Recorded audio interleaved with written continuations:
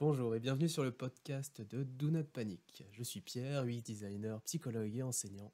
Et je suis Laetitia, Product Mobile Designer. Alors, qu'est-ce que c'est Do Not Panic? Donc, on est une communauté qui a pris place sur Discord. On parle de nombreux sujets liés à l'UX, à l'UI, au product design, au design en tant que tel. L'objectif, c'est de lever un petit peu les débats, d'aller un petit peu plus loin dans votre métier et de prendre de la hauteur.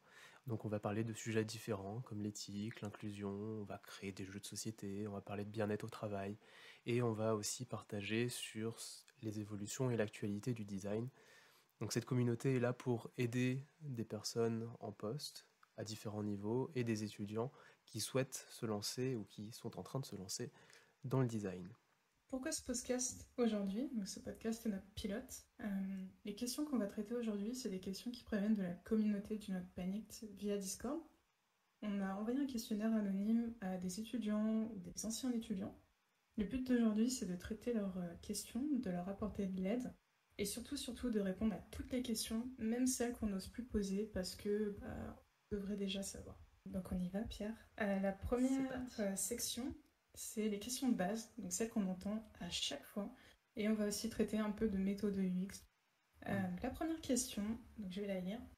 J'ai été embauchée en tant que UX designer, mais je me trouve à faire plus du UI que du UX. Du coup, je passe énormément de temps à chercher comment avoir un UI correct, plutôt que faire de l'UX. Mon job est centré sur la conception pure, qui est franchement bâclée parce qu'il faut produire avant tout. Que faire dans une telle situation? Effectivement, c'est un truc qu'on entend extrêmement souvent. Moi, j'ai un premier axe de réponse que je donne souvent, c'est que on, on va jamais forcément avoir des collègues autour de nous, des N+1, des personnes qui attendent que notre travail soit bien réalisé, qui s'attendent à avoir de l'UX s'ils n'y ont pas pensé. Et pourtant, ça va quand même améliorer la réalisation de notre métier, nos créations, nos conceptions. Et donc, ça ne tient qu'à nous, en fait, d'aller faire cette démarche et d'aller se pousser à aller faire un guérilla test, d'aller challenger auprès d'utilisateurs nos conceptions.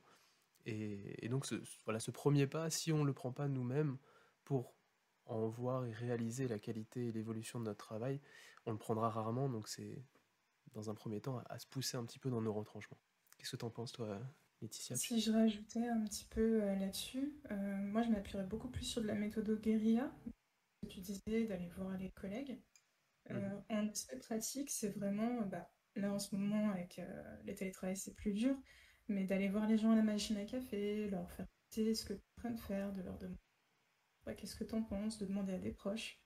Là aujourd'hui, pour ceux qui sont en télétravail, ne pas hésiter à bloquer des créneaux sur certains collègues qu'on connaît et leur dire oh j'aimerais bien juste on papote comme avant quand on était là.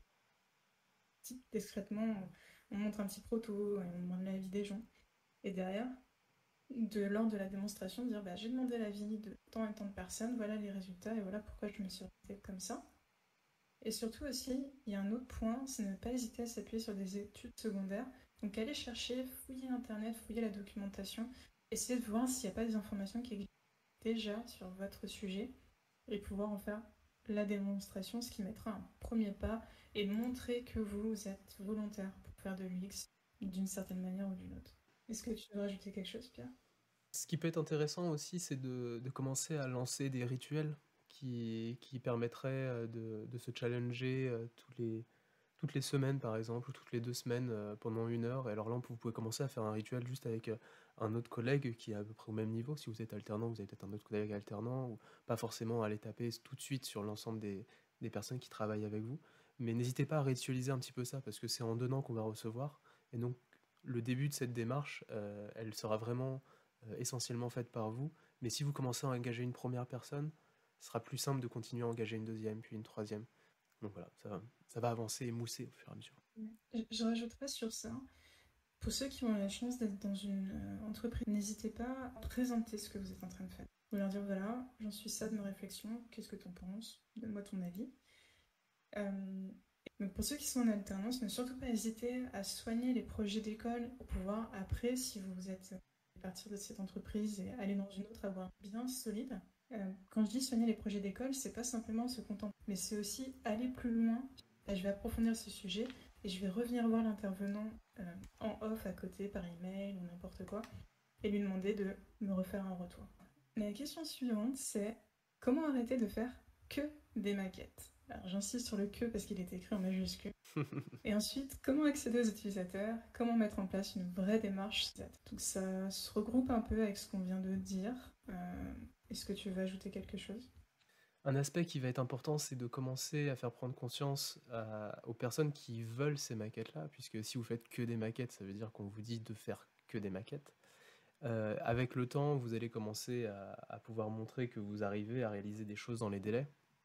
Maintenant, c'est à vous d'essayer d'échelonner un petit peu ces réalisations et possiblement de proposer en amont d'un projet où vous allez devoir réaliser des maquettes, d'aller faire une petite phase d'idéation, par exemple. Ce qui va vous permettre de faire un design studio, d'aller challenger soit des personnes de votre entreprise et idéalement des utilisateurs sur ce que pourrait être une des conceptions que vous allez devoir réaliser.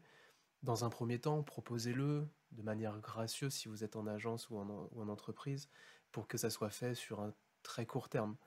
Et au fur et à mesure, vous allez commencer à faire rentrer dans les process peut-être ces éléments de contact avec les utilisateurs qui vont vraiment permettre d'avoir une vision très centrée utilisateur, puisque le plus gros problème en fait, si vous commencez à faire que des maquettes, c'est que malheureusement toutes les maquettes et les conceptions que vous faites, elles sont énormément biaisées par votre regard, même si le travail a bien été fait en amont, hein, j'en doute pas, mais c'est pas forcément toujours le cas.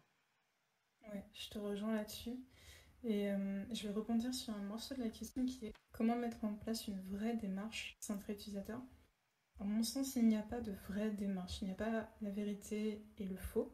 Il y a ce que vous pouvez faire dans le contexte que vous êtes, à quel point vous pouvez pousser certaines recherches. Mais il faut tout de suite désacraliser. Il n'y a pas une mauvaise façon et une bonne façon. Il y a plusieurs bonnes façons de faire quelque chose. Je te propose qu'on passe à la question suivante. Ouais. Alors, la question suivante, c'est réaliser un benchmark UX, mais toujours un peu difficile. J'ai bien compris qu'il s'agit de repérer les bonnes et mauvaises pratiques chez les concurrents en matière d'UX. J'aurais tendance à dire qu'une problématique de départ peut cadrer le travail de recherche. Seulement, celle-ci m'est difficile à définir la plupart du temps. Auriez-vous quelques conseils? Alors, mon conseil numéro un, c'est quel est le but de tout ça en fait? Dans la question, on parle beaucoup de comment on fait, mais en fait, il faut questionner d'abord pourquoi vous le faites. Quel est le, quel est le but? Qu'est-ce que vous voulez faire? Ensuite, il y a deux choses que moi je différencie dans le benchmark. Pourquoi vous sélectionnez tel ou tel concurrent? Qu'est-ce qu'il a à vous apporter? Est-ce que c'est du bon? Est-ce que c'est du mauvais? Est-ce que vous n'allez regarder que le bon? Ou est-ce que vous allez regarder ah bah ça ils ont pas fait bien donc faut surtout pas qu'on le fasse?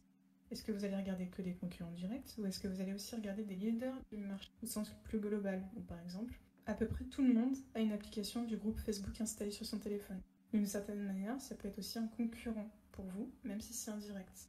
C'est intéressant ce que tu disais, et c'est là où on se demande en fait, est-ce qu'on doit faire une scission avec ce qui est habituellement connu par les utilisateurs, amener un design qui est un peu plus personnel par notre produit ou notre service, et c'est là où il faut, comme tu dis, faire très attention puisqu'on a tout à chacun l'habitude de travailler sur des services qui sont communément acceptés.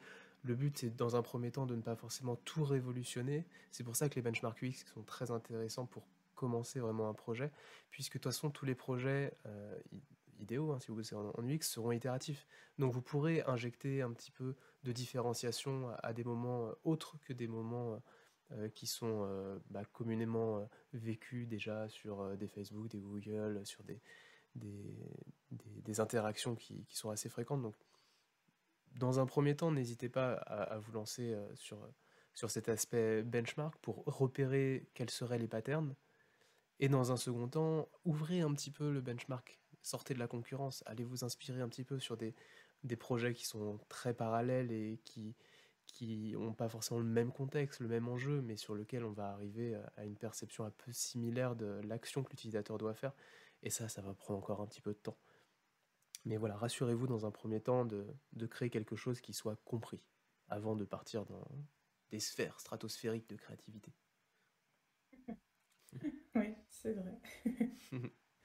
La question suivante, c'est il y a certaines méthodes techniques, comme conduite de sprint, audit UX, persona, design de service, que je n'ai pas expérimenté car mon entreprise n'y fait pas appel en ce moment. Comment pourrais-je m'entraîner dessus dans un cas réel? À mon sens, il faut se faire les dents sur des projets d'études.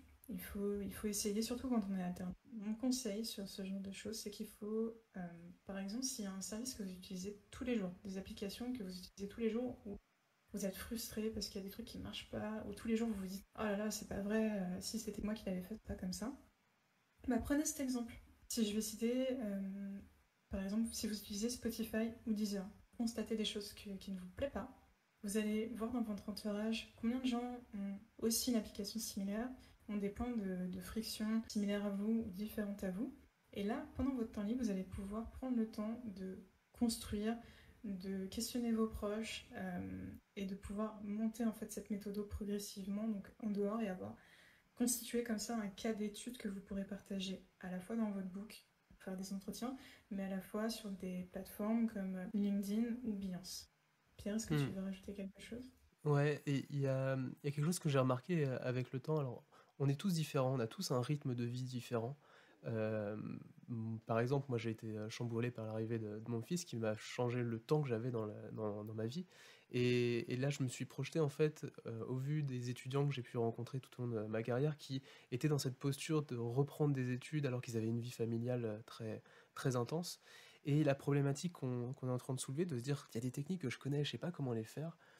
En fait, appliquez ça en fonction de votre rythme de vie. Là, ce que tu viens de dire, c'est très, très facile de le faire quand tu veux avancer toi-même à ton rythme sur un projet. Donc, par exemple, dans le cas d'une personne qui a un enfant ou qui a une vie familiale très forte, il va pouvoir donc monter tranquillement en progression sur ces outils-là à son rythme.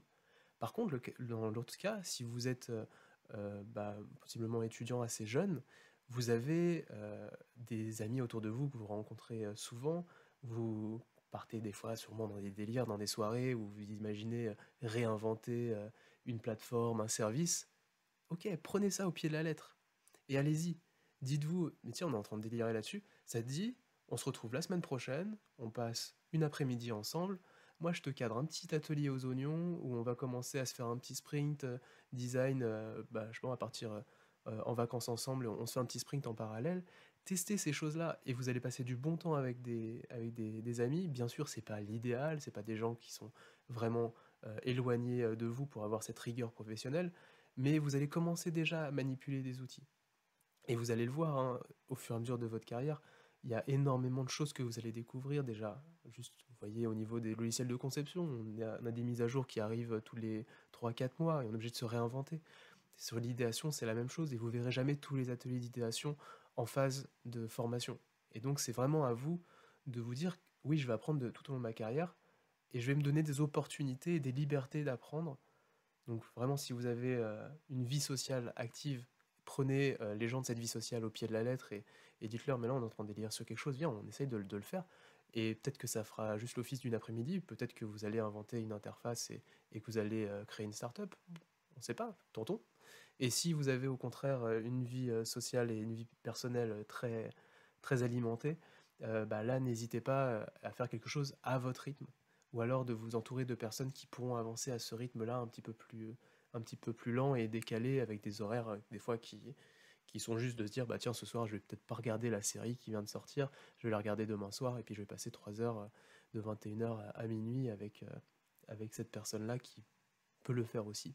Voilà. Visualisez vraiment votre rythme de vie et calez ça avec l'exemple qu'a dit Laetitia, c'était parfait.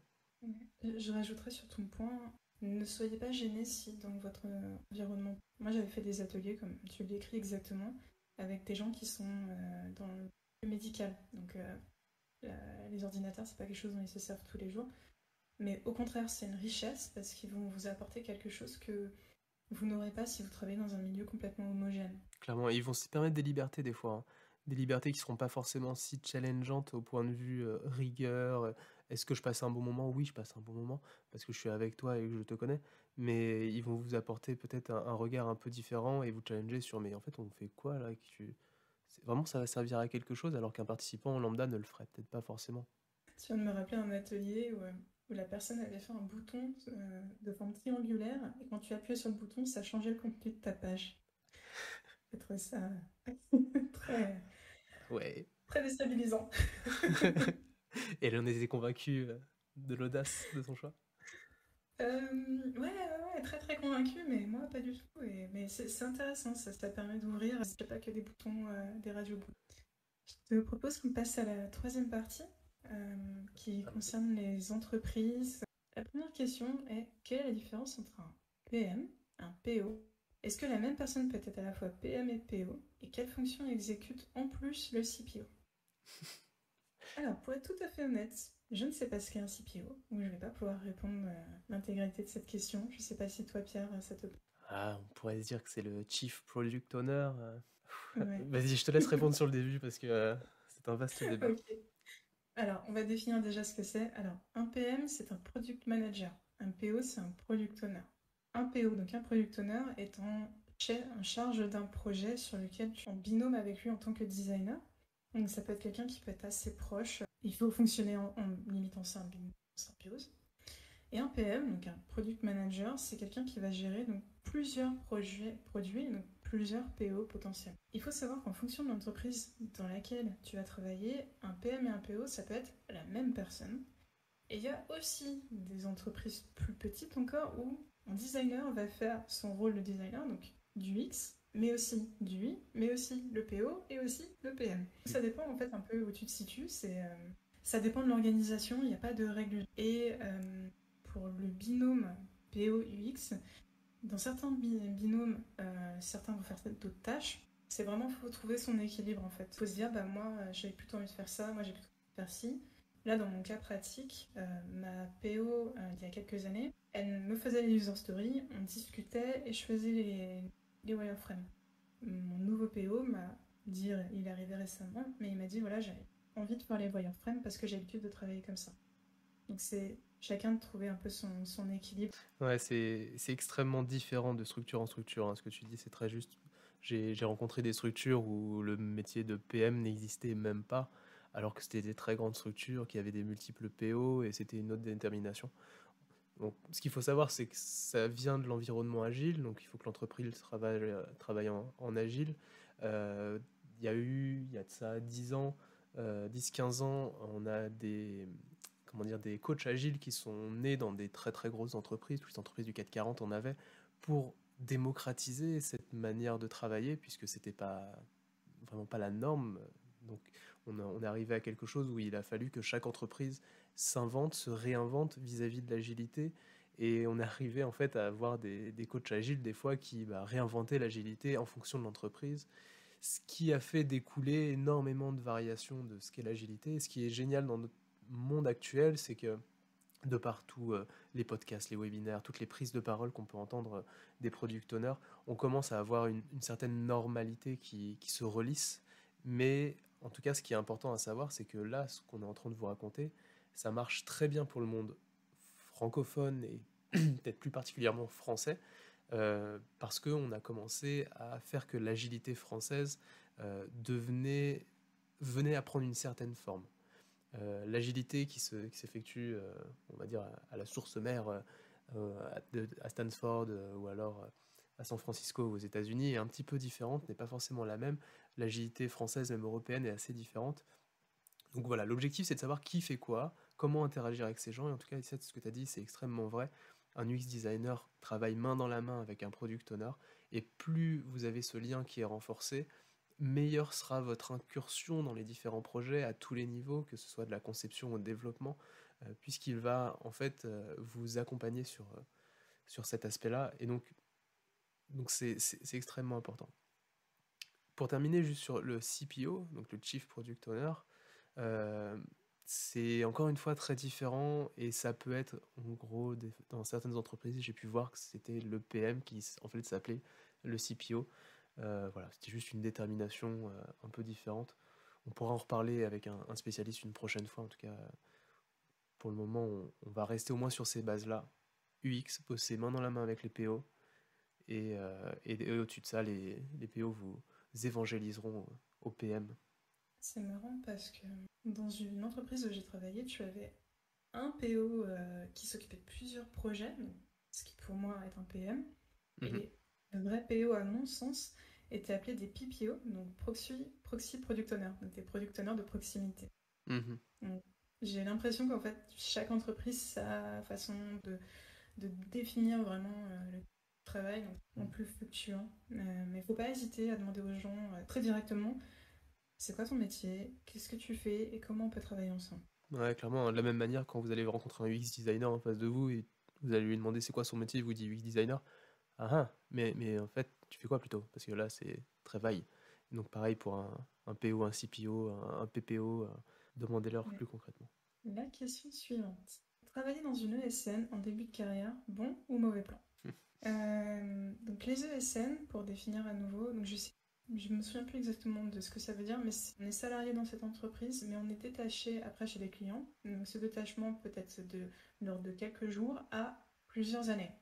Ça dépend. Alors moi j'ai commencé ma carrière en ESN. Je considère que ce n'est pas un mauvais ou un bon choix. Chacun fait son choix par rapport à ce qu'il a envie de faire de sa carrière, de ses opportunités aussi. T'as travaillé combien de temps dans... Enfin, t'as travaillé pour une entreprise pour cette ESN ou t'as eu la chance de changer de poste? Alors, j'ai fait une mission courte pour une entreprise, l'entreprise numéro 1. Mhm. J'ai fait une mission moyenne de 6 mois pour l'entreprise numéro 2. Et quand je suis partie, l'entreprise numéro 1 m'a rappelé et m'a dit est-ce que tu es dispo? Est-ce que tu peux revenir? Et je suis revenue pendant un an. D'accord. Ouais, il y a quelque chose Euh, que j'avais en tête ouais. là sur les ESN qui est important à comprendre, c'est que en tant que petite agence, vous arriverez très rarement à bosser pour des grandes entreprises. Parce que vous ne rentrerez pas dans cette entreprise, enfin l'agence n'arrivera pas à choper un contrat puisque en fait le contrat mènera la petite entreprise aux dépens de la grosse entreprise. Fiscalement, c'est extrêmement compliqué. Donc si vous voulez bosser pour une variabilité de grandes entreprises, n'imaginez pas que bosser avec une petite agence vous permettra d'avoir ces différents projets-là. C'est des fois un petit peu difficile de les choper. Pour ça, il faut trouver soit une grosse agence, ou alors le cas de l'ESN, mais là, on a le risque de se faire emprisonner pendant toute la durée de notre alternance ou de notre contrat. Pendant 2 ans, 3 ans, 4 ans, vous pouvez, enfin peut-être pas autant, mais vous pouvez rester bloqué vraiment sur un projet, dans un poste, et en fait, vous auriez l'impression d'être totalement greffé à l'interne. Et là, en fait, la dissociation entre, mais en fait, qu'est-ce qui se passe? Je suis dans une boîte, je suis payé par une autre boîte. Très rapidement, vous allez comprendre qu'ils vous font de l'argent sur votre dos. Et au bout d'un moment, vous allez vous dire, mais en fait, qu'est-ce que je veux retirer de ça? Est-ce que je veux retirer d'avoir une expérience d'un poste en interne? Et donc là, bah, la question va se demander, est-ce que vous quittez ou pas le SN? Ou est-ce que vous voulez vous dire, tiens, du jour au lendemain, ok, ma mission, on va dire, elle est finie, et retrouvez-moi quelque chose. Et globalement, j'ai pas à prospecter, j'ai pas à me vendre ou quoi, c'est vraiment le SN qui va le faire pour moi. Et c'est quand même une certaine liberté, parce que tout le monde n'est pas un bon commercial pour se vendre soi-même. Donc là-dessus, le côté ESN est plutôt intéressant, mais le risque est que vous allez potentiellement être enfermé dans un poste pendant un nombre de temps assez long et que vous n'auriez pas forcément accepté au début. Je rajouterais à ça aussi que vous n'êtes pas nécessairement en position de pouvoir dire non à une mission. S'il n'y en a pas d'autres sous la table, enfin sur la table, pardon, vous ne pourrez pas forcément dire bah non, cette mission je veux pas parce que le projet m'intéresse pas, parce que l'environnement ne m'intéresse Mm. pas, ou parce que je le sens pas, ou parce que c'est trop loin. S'il n'y a que cette mission-là, là maintenant tout de suite, et que vous êtes dispo, ça sera très difficile de dire non. Pour l'enfermement, ouais, je te rejoins là-dessus. Effectivement, si vous êtes propulsé dans un truc qui vous intéresse que très moyennement et que vous y êtes 2 ans, ça peut être difficile Mm. à encaisser. Et à l'inverse, si vous changez de mission tout le temps, tout le temps, tout le temps, ça peut au fur et à mesure vous épuiser en fait et être très dur. Attends, lundi j'étais là, mais c'est formateur. Vraiment, c'est très très formateur. De mon expérience personnelle, donc je mets des grandes alertes, je ne parle que de moi. Ça a été très formateur parce que j'ai rencontré beaucoup de monde très vite. J'ai pu poser beaucoup de questions sur le Slack de l'entreprise pour dire là j'ai un problème avec lui. Il y a toujours des gens qui m'ont répondu, donc ça m'a étendu mon réseau comme jamais auparavant. Tellement de designers d'un coup. Et au final, bah, ce que je vous racontais, donc l'entreprise numéro 1, je suis passée interne chez eux, donc pour moi c'est un peu la cerise sur le gâteau à la fin. Ouais, tu m'étonnes. Surtout que tu peux négocier ton salaire et revenir un petit peu au prix que vendait l'ESN à ta prestation. C'est ça. C'est Et cool. surtout, tu restes dans le même contexte de travail, donc t'as pas à tout réapprendre si ça te plaît.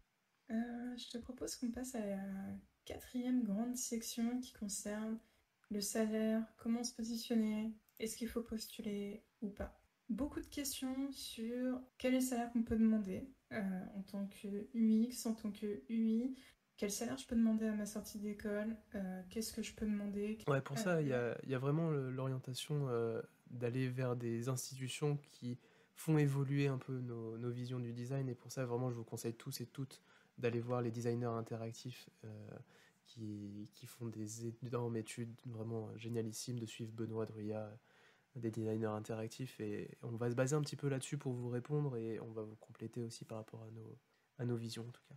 Alors, sur l'étude de Benoît Drouillat, je vais juste vous lire le tableau tel qu'il l'a donné.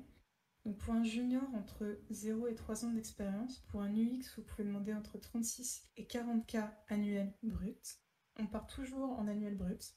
Ouais. Et pour les UI, c'est entre 35 et 36K annuels bruts. Alors, il y a des grandes alertes là-dessus. Le salaire n'est pas, c'est pas vous rentrez dans une entreprise et vous demandez 32 parce que vous l'avez vu. Ça dépend de là où vous êtes, localisé dans le monde. C'est pas forcément la même chose. Mm. Ça dépend de l'entreprise dans laquelle vous postulez. Forcément, un grand groupe comme BNP va pas pouvoir vous prendre salaire qu'une petite start-up où vous êtes trois. Mm. Soyons raisonnables, ce n'est pas possible. Alors, c'est un parallèle que je fais. Alors, j'y pense maintenant parce qu'en fait, j'échange beaucoup sur les de prix des prestations en tant qu'indépendant. Et ça rejoint quand même un petit peu ça. Et la force, en fait, du prix auquel vous vous vendez, donc là, le salaire, c'est vraiment ça. Vous devez quand même avoir conscience de la valeur que vous allez apporter. Quand vous allez bosser pour une très grosse boîte où on vous propose d'être UX designer sur un projet qui, dans 2 ans, potentiellement, va grossir, vous aurez un peu de management, vous allez donc créer une énorme valeur pour l'entreprise et ils ont vraiment besoin de vous, vraiment besoin de vos compétences. Et la négociation du prix se fait toujours après qu'il y ait eu cet échange, cette interaction avec le manager et que vous puissiez vraiment voir que ça fit et que globalement vous êtes fait pour ce poste-là et qu'il faut y aller. Une fois que la personne est convaincue que vous êtes la bonne personne, en fait le prix revient vraiment à ce côté, quelle est la valeur que va créer la personne qui est en face de moi. En fait, le profil que j'ai en face de moi, je sais qu'il va me permettre d'atteindre l'excellence de ce que je veux, qui va me permettre d'atteindre mes objectifs très rapidement, qui sera autonome. Donc au-delà du poste classique que j'avais mis, en fait là il m'apporte encore plus de valeur que ce que j'imaginais à la base et ce qui était présent dans la feuille de poste. Donc ça, vous pouvez faire cette petite différenciation en mode quel est le feeling que j'ai eu, quels sont les points positifs que j'ai apportés en plus de la fiche de poste. Et donc là, vous pouvez commencer à augmenter dans votre tête le prix auquel vous souhaitez arriver. Et donc voilà, surestimer un petit peu ça, toujours, hein, on essaye au moins sur ces ordres de prix d'avoir, je sais pas, 2 à 4 K en plus. Si vous souhaitez avoir 40 K à l'année, bah, demandez 42 à 44 K. Il y a toujours une négociation qui s'opère et si vous n'êtes pas habitué à ça, sachez que la personne qui est en face de vous est habituée, donc vous allez lui dire 40, elle va vous dire ah ok bah 36, donc tu vas être d'accord. Et là, ah oui, je me suis fait avoir, c'est trop tard. Donc voilà, faites attention, misez sur votre valeur et aussi n'hésitez pas à jouer ce jeu de la négociation. Je suis pas parfait là-dessus, on en reparlera une prochaine fois. Je connais des gens qui sont un peu meilleurs que moi là-dessus. Et je rajouterai un point sur la négociation. On entend beaucoup parler de comment négocier son salaire, quel salaire demander. Mais dans la négociation de votre contrat, il y a d'autres choses qui rentrent en compte, comme par exemple si vous voulez travailler au 4/5e, ça se négocie aussi. Si vous voulez imposer du télétravail, ça se négocie aussi. Si vous voulez des avantages comme plus de congés, une mutuelle, ça rentre dans la négociation. Ne l'oubliez pas, il n'y a pas que le salaire, il y a tous les à côté. Ouais, c'est clair, dans l'exemple là, que je disais tout à l'heure, si vous n'êtes pas habitué à négocier, et puis là vous dites 40, et puis la personne en face elle descend à 38 par exemple, vous pouvez lui dire bon d'accord, par contre, ce que je veux de mon côté, c'est jouer sur ce que vient de dire Laetitia, qui va vous permettre de bénéficier bah, voilà, d'une demi-journée de télétravail, une journée de télétravail, ou alors de conditions un peu différentes. Mais n'oubliez pas que ce jeu de la négociation, même si vous n'êtes pas apte à le faire de la meilleure manière qui soit, c'est du gagnant-gagnant quoi qu'il arrive. Si quelqu'un gagne du terrain sur quelque chose, c'est pour que l'autre reprenne un peu de terrain sur l'autre. Donc ne vous faites pas avoir et ne... C'est quoi l'expression de faire le dos rond? Ne faites pas le dos rond. Ouais, c'est exactement ça. On s'attendra en entretien à ce que vous négociez. Là, si vous ne négociez pas, c'est un peu bizarre en fait. Ouais, votre valeur est sous-estimée. Mhm. Alors, la question suivante. Existe-t-il des agences qui ne travailleraient que sur des projets à impact sociaux et environnementaux? Pour être franche, j'en ai aucune idée. Le seul conseil que je peux donner, c'est moi quand j'avais voulu chercher des entreprises avec lesquelles je voulais travailler, je m'étais renseignée par rapport à ce qu'ils affichaient en fait sur LinkedIn, ce qu'ils affichaient sur les réseaux sociaux. On se renseigne aussi sur la réputation de l'entreprise.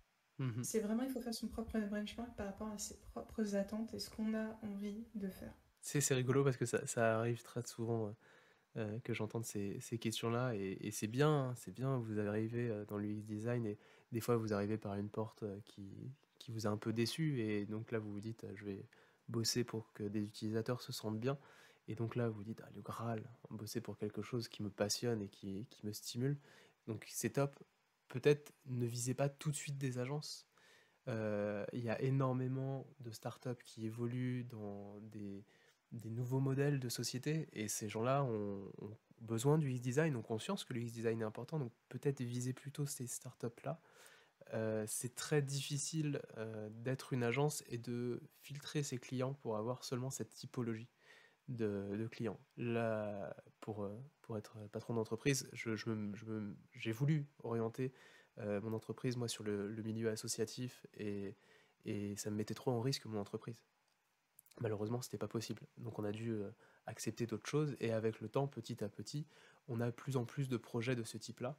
Donc typiquement, si vous venez travailler chez moi, on va en discuter et puis je vous expliquerai que bah, j'essaye d'avoir 2 clients qui vont me faire rentrer du chiffre pour qu'à côté, je bosse sur une startup auquel je ferai un prix très, très dégressif pour, pour avoir cette stimulation de bosser pour quelque chose qui me passionne et qui me stimule et en plus miser un peu sur l'avenir de ces entreprises-là qui vous rappelleront si ça se passe bien. Donc voilà, mais c'est un pari que moi je fais en termes de dirigeant d'agence. Et c'est quelque chose que vous aurez du mal à voir à travers un site web. Il faut vraiment que vous rentriez en contact avec ces personnes-là et que vous puissiez comprendre un peu leur mindset par rapport à ça. Quelle est vraiment la manière dont ils veulent amener leur entreprise et comment ils se positionnent sur ce marché-là. Donc voilà, si c'est un rêve pour vous de bosser pour une boîte qui a des valeurs qui sont proches des vôtres, eh bien je vous dirais plutôt de trouver cette boîte-là. Trouvez-la et foncez plutôt dans le monde de la startup. Allez voir des incubateurs. Ils ont des entreprises qui, sous l'espace de 2 à 4 mois, vont faire un x3 en termes de personnes à l'intérieur de l'entreprise. Et bah, il va falloir que vous placiez à ce moment-là, surtout que voilà, en termes d'alternance, en tout cas pour le moment, c'est quelque chose de très avantageux. Et si vous voulez bosser en tant que designer dans ces postes-là, n'hésitez pas à les solliciter. Hein. De toute façon, il faut être proactif. Il faut essayer de postuler et candidater au maximum hors des process classiques pour faire un peu sa place, en tout cas. Je rajouterais à ton point un conseil qu'on m'avait donné. N'attendez pas qu'une offre d'emploi soit visible sur les réseaux. N'hésitez pas à candidater. C'est candidature libre, c'est ça? Spontané. Spontanée, Ouais. merci. D'aller voir les entreprises et leur dire spontanément, vous me plaisez beaucoup, je veux intégrer vos effectifs. Vous Mm. allez sûrement vous retrouver face à quelques entreprises qui vont se dire, ah tiens, pourquoi pas, déclencher les choses. Ouais, et puis on reboucle un peu sur ce qu'on disait tout à l'heure, hein. Peut-être que ça pourrait faire l'office d'un projet que vous initieriez un petit peu de votre côté, et puis vous iriez voir cette entreprise en lui disant, bon bah, écoute, je me suis fait un peu les dents sur quelque chose que j'avais pas l'habitude de faire, et puis voilà, ça a donné ça. Franchement, j'adore votre entreprise, tenez, je vous donne ce travail-là, et maintenant, peut-être que vous aurez une possibilité d'avoir un poste. Je prône pas le travail gratuit hein, vis-à-vis de ça, mais il va vraiment falloir que vous fassiez les dents sur certaines choses, donc jouez l'utile à l'agréable et faites qu'au final ça soit un gros pied dans la porte que vous proposiez à cette entreprise grâce à cette réalisation, ça peut jouer vraiment en votre faveur. C'est la dernière question de cette partie-là, Mhm. qui porte sur le statut. Peut-on prétendre à un statut plus élevé quand on a fait une reconversion, une spécialisation en UX? Comment valoriser notre expérience passée? Sur mon CV, j'ai supprimé le nombre d'années d'expérience pour ne pas avoir apprécié tant d'années d'expérience, donc 1 an en UX designer. Qu'en pensez-vous? Si vous faites une reconversion, et même de toute façon vous ne pouvez pas arriver en UX design sans avoir vécu des choses avant, vous ne repartez pas de zéro. Vous ne repartez pas de zéro dès que vous allez vous former et que vous allez vraiment vous spécifier dans ce métier-là. Et vraiment, tout ce que vous avez fait en amont va impacter qui vous êtes aujourd'hui. Regardez juste, hein, je me suis présenté tout à l'heure, UX designer, psychologue et enseignant. Je ne travaille pas quotidiennement en tant que psychologue, mais ça teinte tellement la manière dont je fais de l'UX design que je ne peux que le dire. Et quand je vous dis que je suis psychologue, vous comprenez derrière que j'ai été diplômé en psychologie et que j'ai effectué un certain nombre d'années d'études pour ça. Pour autant, mon métier en tant que UX designer sont des objectifs qui sont similaires aux objectifs que Laetitia peut avoir à faire. Et on ne va pas faire notre métier de la même manière. Donc derrière, ne reniez pas ce que vous avez fait en tout cas. Essayez d'aller creuser un petit peu dans ce que vous avez fait dans votre carrière précédemment pour vous demander, mais en fait, est-ce que j'étais pas en train de faire de l'UX design sans le savoir? Typiquement, la recherche utilisateur, ça c'est peut-être des choses, vous en avez bouffé énormément. Si vous venez du marketing, vous avez fait énormément de sondages, énormément de remontées utilisateurs. Il y a des choses comme ça qui sont intéressantes à prendre conscience. Et donc, c'est vrai que parler d'un nombre d'années d'expérience derrière, c'est un peu vague, mais ça peut jouer un petit peu la différenciation, surtout dans un monde de petites entreprises et d'agences. Par contre, si vous arrivez dans une très grosse boîte, n'importe quelle boîte du CAC 40, on va vous dire, ok mon gars, combien d'années d'études? Ok, 5 ans d'études. Bon bah tiens, regarde le barème, hein, puis tu vas être payé comme ça, et puis point barre. Donc là-dessus, vous pourrez rien y faire, à part grappiller des primes, mais malheureusement, le barème, il va vous aplatir. Et dans les ESN, on est un peu sur le même délire. On a un barème enfin sur les grosses ESN, on a un barème qui s'applique et t'arrives, t'es junior, t'as un bac plus 5 avant, c'est temps. T'arrives, t'es junior, t'as un bac plus 2 avant, c'est temps.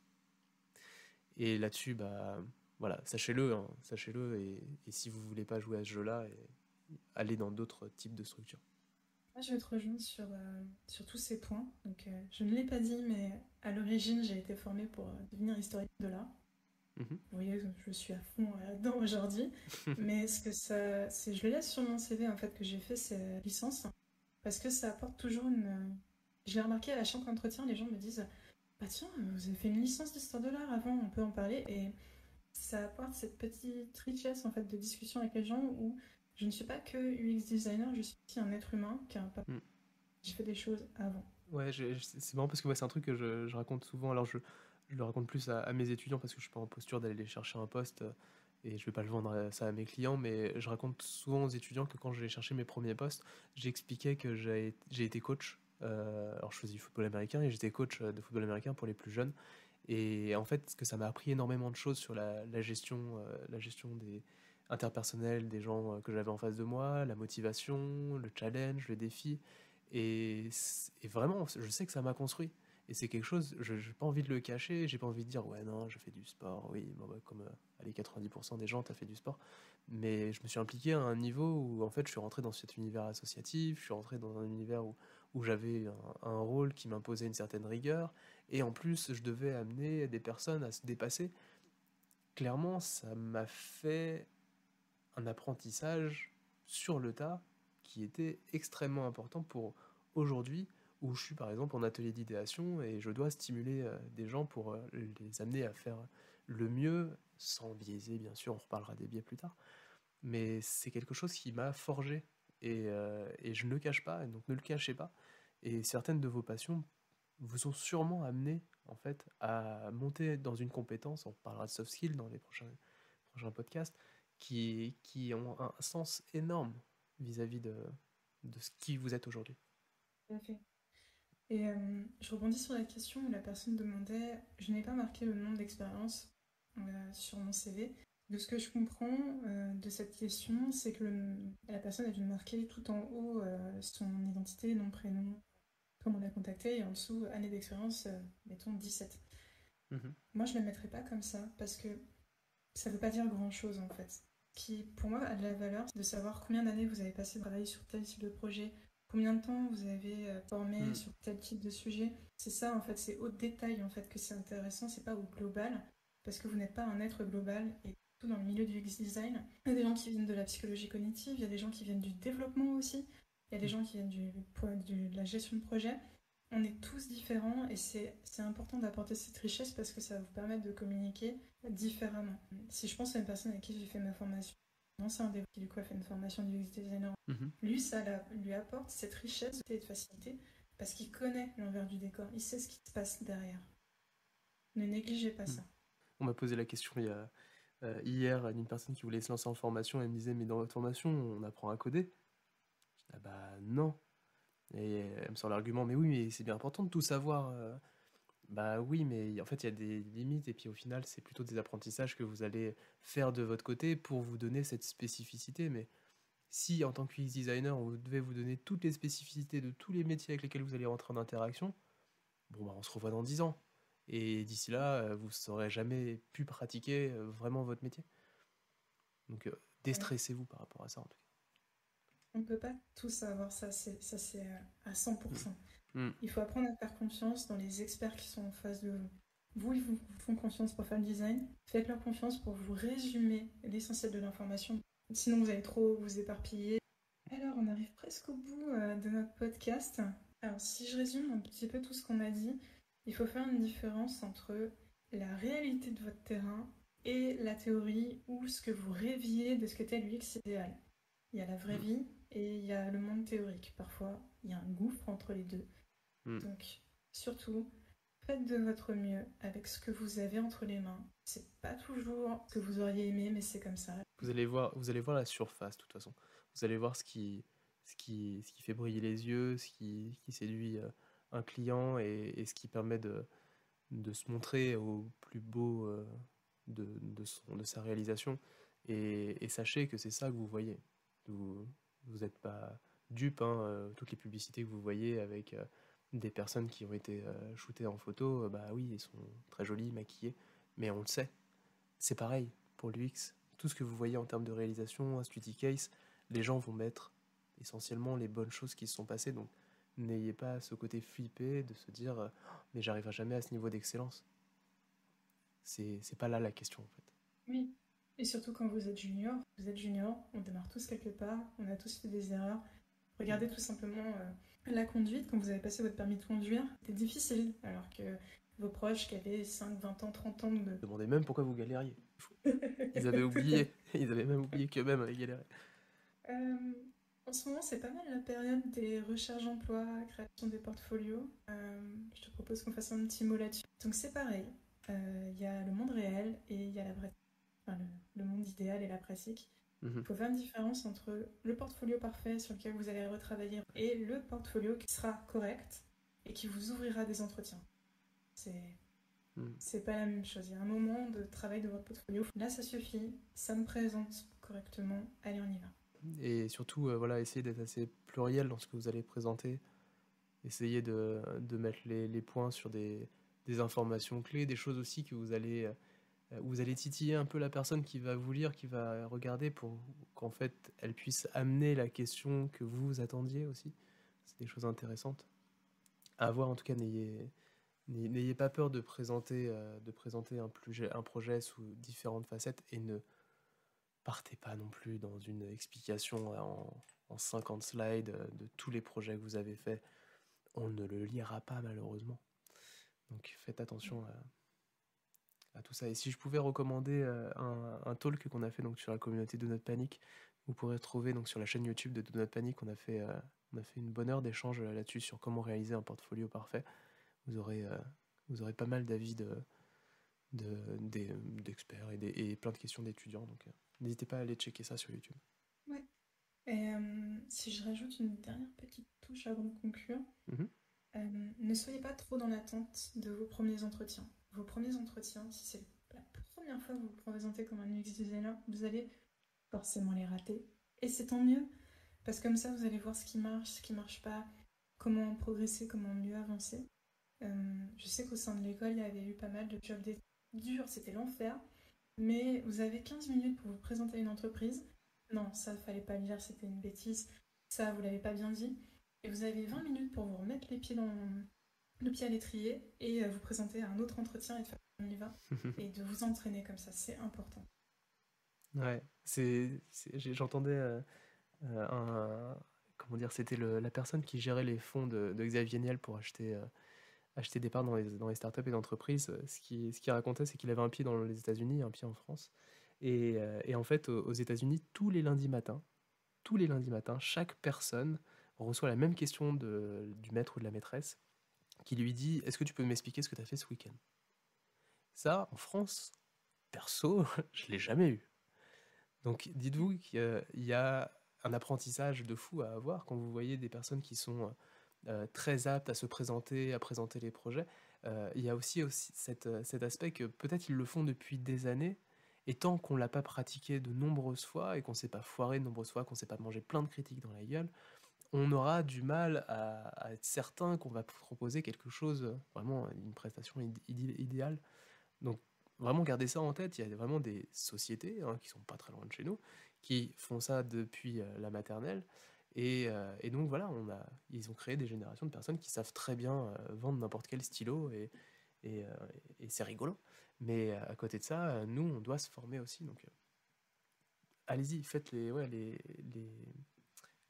y a plein de pitch, de petits lancements de pitch qui existent aussi dans des incubateurs. Essayez d'aller voir ces gens-là, comment ils pitchent leurs trucs, enfin, le pecha kucha, toutes ces choses-là qui sont bien, qui sont courts, brefs, et efficaces. Ça, c'est un très très bon conseil. N'ayez Mm. aucune gêne de, entre guillemets, voler les bonnes idées que vous voyez chez... Moi, mes Mm. présentations, c'est essentiellement, j'ai vu les autres faire et je me suis dit, cette tournure de phrase, elle est... Et je l'ai gardée. Mm. Ouais. Ça, c'est toujours la peur de se dire oh, mais en fait, ça, mais tout le monde l'a vu, et du coup, je vais être représenté vraiment comme un perroquet, en fait, par rapport à ce qui a déjà été vécu et dit. Et bah, le savoir, il avance comme ça, en fait. Le savoir, déjà, c'est une transmission, et les gens vont récupérer les bonnes pratiques, et au final, ça va devenir une certaine norme, et ainsi de suite. Donc, n'ayez pas peur de ça. Eh ben, écoute, c'est tout pour moi. C'était un chouette podcast. Bah alors, c'était génial que vous nous ayez entendu. On a donc vécu là cette première heure, donc on est sur un podcast pilote, bien entendu, vous avez compris, on fait le UX Design, ce podcast est itératif, il va s'améliorer avec vos retours, avec les retours de toutes les personnes qui pourront nous les donner, donc n'hésitez pas à nous rejoindre sur la communauté Discord, donc Do Not Panic Design, et n'hésitez pas à nous solliciter. Je pense que Laetitia, si des personnes peuvent te retrouver sur LinkedIn et échanger avec toi, ça ne te dérangera peut-être pas forcément. Donc, enfin, Non, je tout te à le demande. fait. On peut peut-être donner nos noms de famille pour que ce soit plus facile de nous retrouver. Oui. Donc moi, c'était Laetitia Grosjean, donc Grosjean comme le pilote des F1. C'est facile, il n'y a que moi comme ça sur LinkedIn. Et moi, c'est Pierre Minelli, comme les chaussures. J'avais jamais fait attention que c'était comme les chaussures. Ouais, ah ouais, je suis une star quand j'arrive dans des magasins. En tout cas, n'hésitez pas à nous contacter. Sur LinkedIn, on est assez présent. Et sinon, sur le Discord, et ce sera un plaisir de vous inclure dans cette communauté. On vous retrouvera très prochainement pour de nouvelles questions. Donc, si vous êtes sur le Discord, vous pourrez profiter pour poser vos questions. Et vous allez voir, on vous réserve de belles surprises à l'avenir et d'autres formats qui viendront, je vous